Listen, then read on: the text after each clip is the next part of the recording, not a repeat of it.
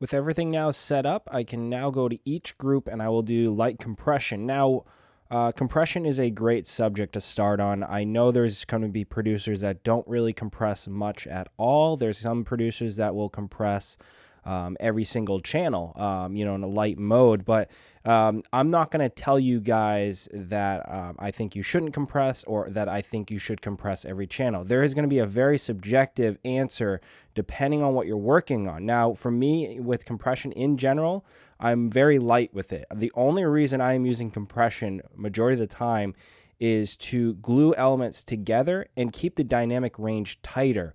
Rather than having stems loose and kind of jumping out of the mix here and there, the compression is going to help me in the mixing process to really balance things. So first things first, let's start with our drum group, which is going to be right here. Let's solo this, and let's fire up our FabFilter C2. If you guys have the regular compressor, similar settings, it's going to work the exact same way. Now, what I like doing is dialing in the drum group, and generally the rest I'm going to do here in a moment, a very light and clean compression. So I'm not overdoing it with coming in. You'll see the reduction here.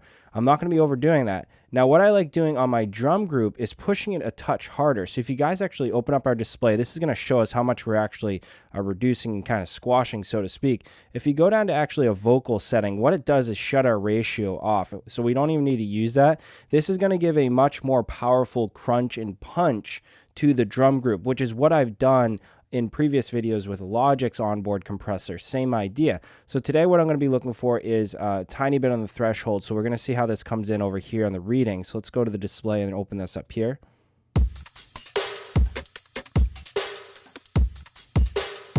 And let's go fast with the attack. Generally right here is good. And when I do fast attack, I'm usually medium in the middle for my release. As you guys can see with the interface, if you're newer to FabFilter C2, very straightforward. You have your in and out, and you have your reduction here. This is how much is going to be squashed, and you guys can see your numbers here. And when I say squash, that's what the compressor is really pushing down. That's the amount of dB. And for you guys to hear that, as we solo this right here, if you guys are familiar with FabFilter Q2, has the same idea, we can hear what is being actually pushed down. That's the compression amount that's going on. So if we bring that off, now this is the full drum. And I'm going to bring down the wet gain a touch.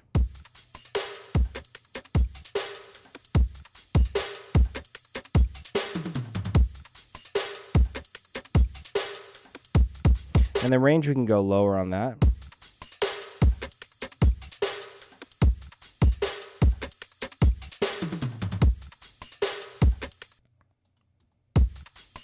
So when I click that, it resets it real quick. I just want to make sure. I'm looking between 3 and 4.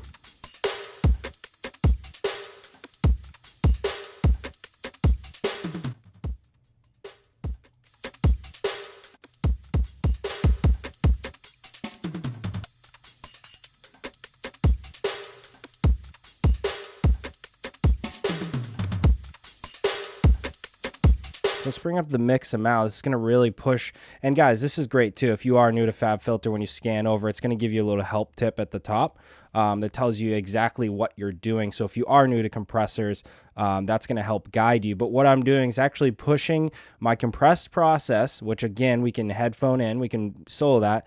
The actual compressed process versus the actual original input signal. Therefore, it's making it much more louder and fuller.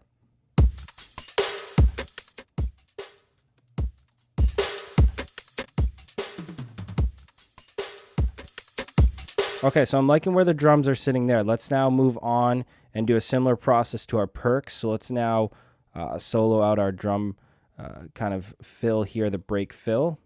So let's do a similar process here. We're going to kind of rinse and repeat and go over and over. Each settings are going to be pretty much slightly different. The drums I like to push harder. That's definitely a taste thing. So definitely up to you guys. Now I'll open up the display again for my break drums or my buildups. I like going more of a punchy. So if you guys actually do either punch or pumping, this is going to set that kind of style that we want.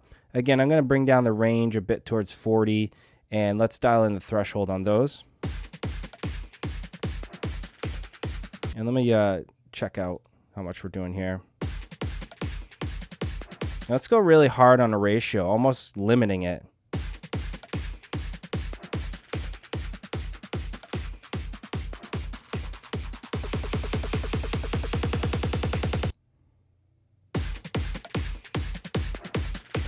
You know, not a lot. It's mainly getting my brake kick bounce. Now, guys, keep in mind when we are dialing in the fader levels in a moment, in the next section here, after we get through some processing, this compressor is going to be reading things differently. So as we're going and as we're mixing, we also need to keep in mind the compressor might be reading things differently. For example, if I were to now bring back my brake kick a little bit, this is going to be reading less.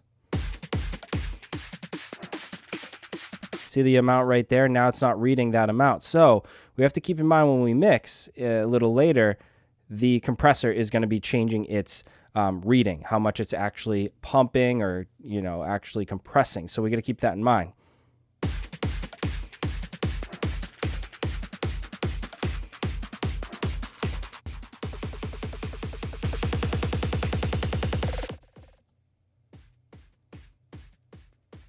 And again, I'm looking at between 3 and 4 in the compression there. So that's feeling good there. Let's now move on to the guitars. Now the guitars in a drop, which is going to be this section here, you can see obviously this fill we're going to have to bring down because that's going to fight the compressor a tremendous amount. We need to bring these, we need to kind of squash these is a good word for them. Not overdone, but they need to sit back in the mix because I have my chords as my main focus. So for a guitar group here, I like going for a classic style, something more relaxed, but I do like going a bit harder on the threshold.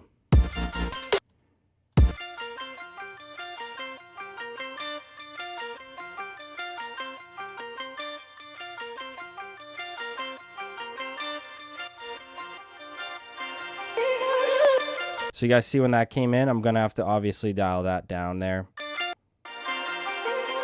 because that's really activating the compressor. That's why when you're grouping stuff, if something's sticking out way louder than the rest, it's not going to work well because the compressor will react to that so much that if that is very, very loud, that's when you'll get out of control with your dynamics. You know, a certain snare that's really loud is getting really squashed and whacked in the back of the mix. We need to keep in mind when we're grouping stuff like this, if there's something extremely loud like that, your compressor is just going to go haywire once it gets to that. So we need to really make sure that's put together well in the mix there.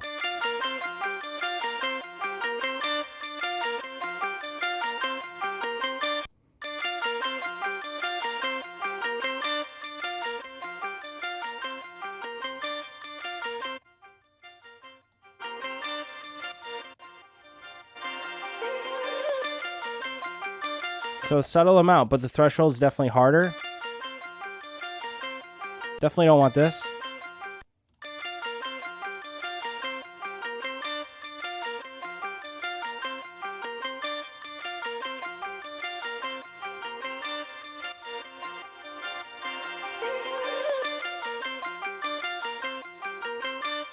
So we're going a touch harder there than the other ones. That's okay because that's a mix thing in my head.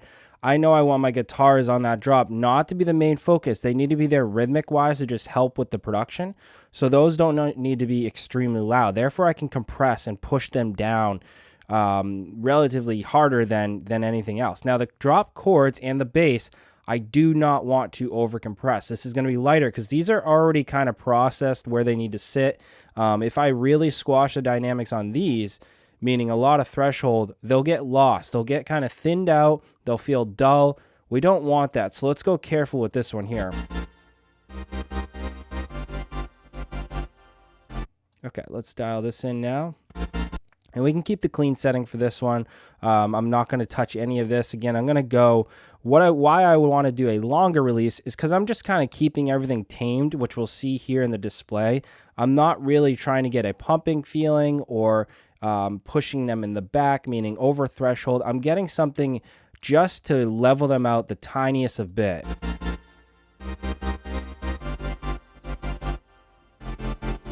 I don't really want to do much more than that.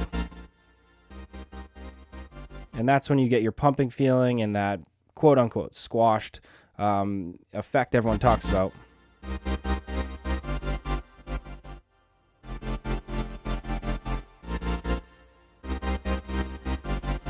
Really not going to go much further than that. The chords and the bass there are pretty straightforward. I'm not going to touch them much. And I might even take, sometimes this is not an always rule of thumb of put these together. There's going to be times where I actually will compress the mid bass and the sub bass completely separate.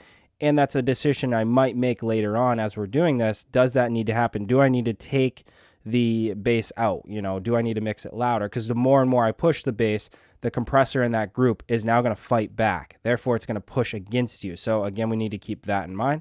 So let's now keep going. We're towards the end here with the compression. I'm only going to do my vocals and my break synths. I do not compress my effects generally.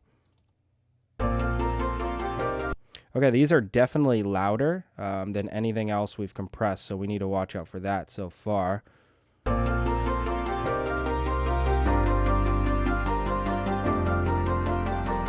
And again, something similar to what I did with the chords, a longer release or slower release. Therefore, it's just kind of taming stuff. It's not really getting that pumping effect.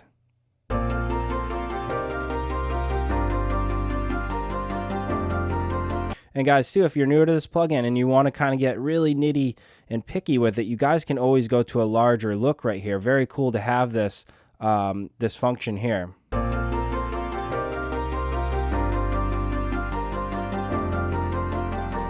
Okay, I'm not going to do much more on the actual break because these are louder. I'm going to definitely bring these down mix-wise.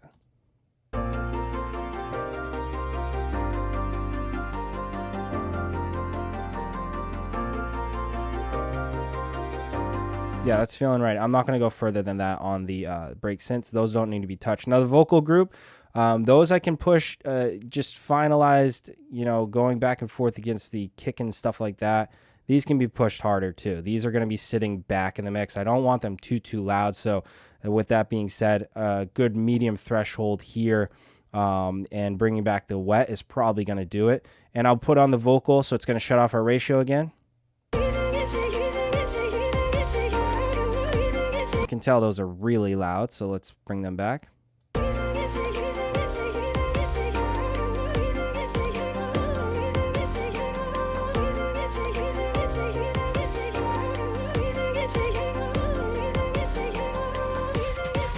Yeah, so those are being more pushed, more compressed than anything else.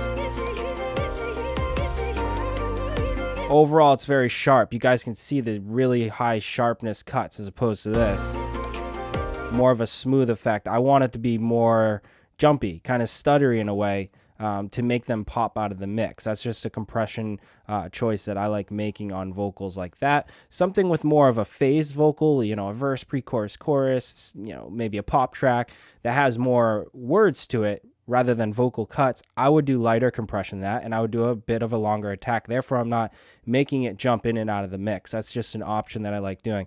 Like I said, I'm going to leave the effects wide open. I'm not going to compress those. So that's how I do the compression up front. Again, guys, as you're going, the compression threshold settings, the attack and release could change slightly because you are adjusting the levels now of each one when we get to that. So we're going to have to double check on that. But now let's bounce over to opening up the Q2 and start EQing.